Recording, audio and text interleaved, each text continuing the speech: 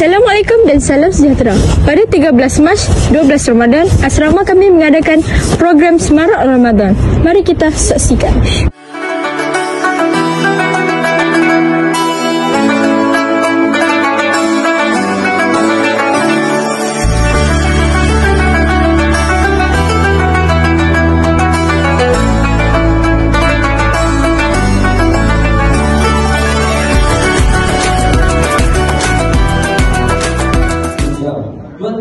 Tuan-tuan, hadirin dan hadirat warga asrama yang dirahmati sekalian.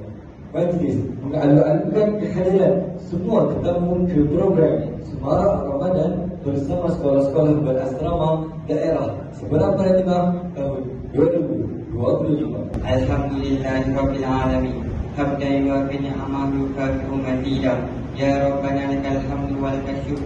Takwan muda sedang majlis ini dapat memupuk semangat ukhuwah sesama kita. Saya mengucapkan ribuan terima kasih.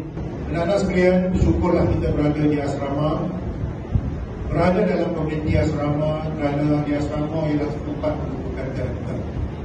Pengalaman saya sendiri bersekolah 5 tahun di asrama.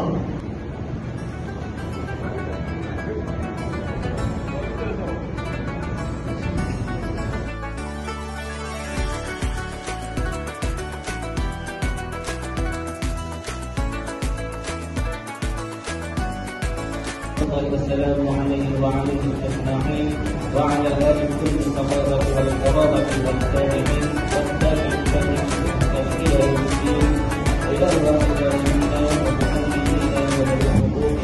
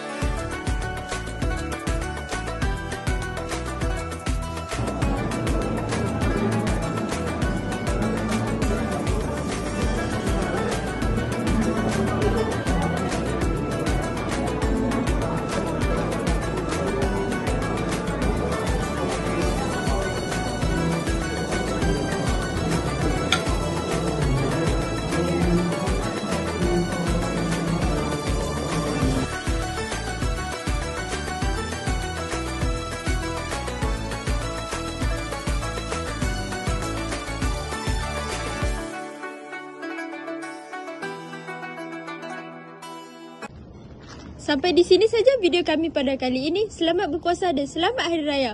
Bye.